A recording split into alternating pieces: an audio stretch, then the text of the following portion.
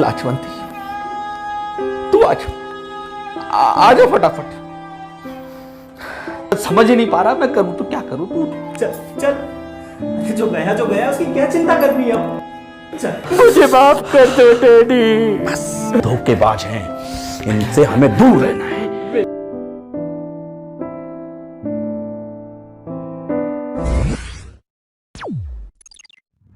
राजनीति की तो बातें बहुत हो गई, लेकिन हमने आप पर रिसर्च किया तो पाया कि आप इतिहास के होनहार विद्यार्थी रहे हैं, कलाओं में आपकी रुचि रही है। और सर मैं जानना चाहता हूँ, और हाँ मुझे याद है कि आपने अपनी पुस्तकें भी लिखी हैं काफ़ी। तो सर अभी हाल ही बसवा तहसील में राणा सांगा जी का चबूतरा जो सैकड़ों वर्षों से उपेक्षा का शिकार रहा है, तो सर जब आपने उनका कायाकल्प करने की ठानी तो किन किन विकट परिस्थितियों का सामना किया? देखिए 2006 में जब पहली बार राणा सांगा चबूतरे के लिए हमने मूवमेंट शुरू किया, मेरी 21 साल उम्र है। 21 साल। लेकिन मैं चूंकि इतिहास का विद्यार्थी रहा हूं, जैसा आपने बताया, ऐतिहासिक चीज़ों का, इस देश के संस्कृति को बचाने का, भारतवर्ष की महान संस्कृति को बचाए रखने की, अक्षुण्ण रखने के लिए मैं कृत संकल्पित, आप इसे गॉड गिफ्टेड मान लें, बचपन से ही 2006 में पहली बार राणा सांगा चबूतरे को बचाने के लिए जब मूवमेंट शुरू किया हमने, तब से लेकर और 2018 तक 12 साल एक बड़ी लड़ाई लड़ी। उसमें 2013 के बाद में तेजी तब आई जब अलवर बांदीकुई रेलमार्ग दोहरीकरण के दौरान इस चबूतरे को शिफ्ट किया जाना, या फिर उसे कहूँ अपनी भाषा में तो तोड़े जाने का रेलवे ने एक प्रस्ताव ले लिया था। और उन्होंने लोकल बसवा ग्राम पंचायत से एनओसी मांगी इस बारे में कि हम चबूतरे को यहाँ से शिफ्ट करना चाहते हैं। तब बसवा गांव के लोगों के साथ में हमने आंदोलन किया, और वो जो आंदोलन किया, रेलवे के तमाम अधिकारियों से हम मिले, रेलवे के छोटे अधिकारी से लेकर चेयरमैन रेलवे बोर्ड आदरणीय अरुणेंद्र कुमार जी से हम मिले, और ये बताया कि देश की स्वाधीनता के पहले नायक थे राणा सांगा। राणा सांगा वो थे जो विदेशी आक्रांता बाबर से लड़े थे, और राणा सांगा की हार होने के बाद ही विदेशी यहाँ पर आ पाए। राणा सांगा देश की स्वाधीनता के पहले नायक, उनका चबूतरा एक बड़ा स्मारक होना चाहिए था। पूरे देश भर के लोग यहाँ पर देशभक्ति की प्रेरणा लेने के लिए आते, अपना मत्था टेकने के लिए आते, उपेक्षा का शिकार। उसके लिए हमने एजिटेशन किया, मूवमेंट किया, बसवा गांव के लोगों को साथ में लेके। एक बात हमने ध्यान रखी कि उसका हमने प्रोपेगेंडा बिल्कुल नहीं किया, अखबारीकरण नहीं किया, कछुआ चाल से अपनी लड़ाई लड़ते रहे, पर्दे के पीछे रह गए, और उसी का परिणाम था ये खुद राणा सांगा जी का ही आशीर्वाद था। भूमिया रूप में बसवा गांव के लोग उनको पूछते हैं कि हमने वो लड़ाई 12 साल के संघर्ष के बाद में जीती, जब रेलवे ने लोगों की जन समूह की भावनाओं को देखते हुए इस चबूतरे को छोड़कर दूसरी तरफ से लाइन निकाले जाने का प्रस्ताव लिया। ये लोगों की एकता की ही ताकत थी कि राणा सांगा का चबूतरा बच गया अलवर बांदीकुई रेलमार्ग दोहरीकरण की आड़ से। सर अभी जो राणा सांगा के चबूतरे के अटॉर्नी आपके हाथ में है, देख रेख की सारी योजनाएं आपके हाथ में, तो आप आगे उसको किस नज़रिए से देखते हैं?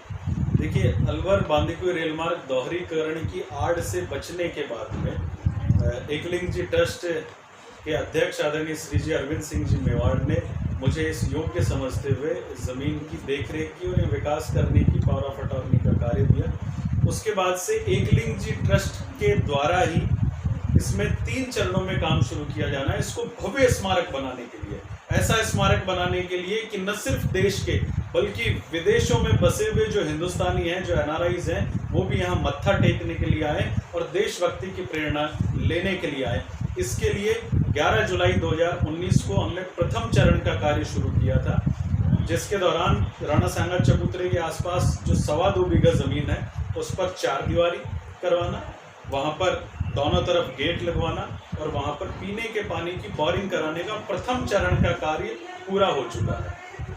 दूसरा चरण का कार्य अप्रैल से शुरू होना था, लेकिन कोरोना वायरस और लॉकडाउन होने की वजह से वो काम आगे पेंडिंग हो गया। दूसरे चरण में इस पूरे स्थान पर मिट्टी का भराव कराने के पश्चात में यहाँ लॉन लगाना, गार्ड रूम बनाना और पूरे चबूतरे का रिनोवेशन करवाना, पूरा चबूतरा भव्य बनाना।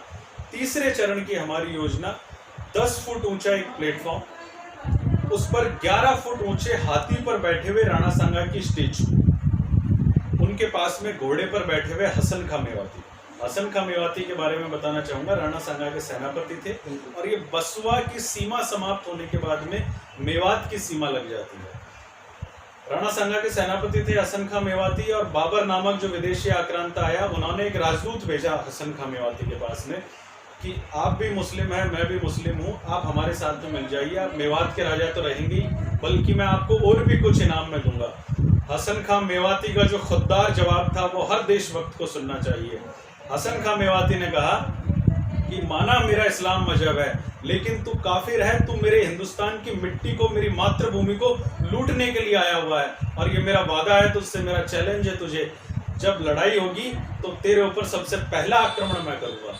वो हसन खां मेवाती जो राणा सांगा का सेनापति था, इस मिट्टी का बेटा, उनकी स्टेचू, और उनके साथ ही दूसरी तरफ घोड़े पर बैठे हुए महाराज पृथ्वीराज की स्टेचू। महाराज पृथ्वीराज जो कि आमेर के उस समय के राजा हुआ करते थे, और महाराज पृथ्वीराज राणा सांगा की सेना में लड़े थे, और ढूंढाड़ रियासत की उस समय अंतिम चौकी थी बसवा।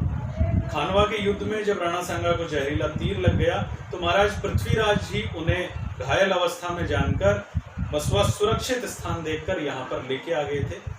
तो उन तीनों की बड़ी स्टेचू और साथ ही साथ एक बड़ा म्यूजियम यहाँ पर, जिससे कि देश भर के लोग आके यहाँ पर प्रेरणा ले सके। आगामी 2 सालों में एकलिंग जी ट्रस्ट के संरक्षण में उनके आदेश पर ये करवाने का हमारा विचार है, जिसमें पूरे देश के लोगों से, पूरे देश के स्वाभिमानी खुददार देशभक्त नागरिकों से हम आह्वान करते हैं कि वो इस अभूतपूर्व यज्ञ में अपनी अपनी आहुति दें और अपने परिवार के साथ में यहाँ साल में एक बार मत्था टेकने के लिए जरूर आए। सर बहुत अच्छी बात है। अभी आपने हिंदू मुस्लिम का जिक्र किया यहाँ पर, अभी जो हमारे देश के हालात जो चल रहे हैं सर हिंदू मुस्लिम विवाद को लेकर, तो इस पर आपकी क्या प्रतिक्रिया है सर? हिंदू मुस्लिम इस देश में तब से लेकर आज तक, हजारों साल से अब तक साथ साथ रहते आए हैं। ये तो हुक्मराने हैं जो आपस में लड़वाने का कार्य करती है, तभी तो साथ में रहते आए। इसी का जो परिणाम है कि राणा सांगा के सेनापति हसन खां मेवाती हुआ करते थे, तभी तो महाराणा प्रताप के सेनापति हाकिम खां सूर हुआ करते थे। हाकिम खां सूर जब रणभूमि में काम आए तो पीर खां पठान उनके सेनापति बने। हिंदू मुस्लिम इस भारत माता की आंख के 2 तारे हैं। सिर्फ सियासत और ये भारतीय जनता पार्टी के लोग अपने वोट बैंक के लिए, अपनी राजनीतिक रोटियां सेकने के लिए आपस में लड़वाने का कार्य करते हैं। इनके कुत्सित मंसूबों को हम सफल नहीं होने देंगे। बिल्कुल, और इसी बात पर मुझे जनाब कैफी आजमी का शेर याद आता है कि उम्मीदों से जब हाथों का शीशा छूट जाता है तो ख्वाबों से भी पीछा छूट जाता है, और कुछ देर अगर हम लड़ना भूल जाएं तो इन सियासी सूरमाओं का पसीना छूट जाता है।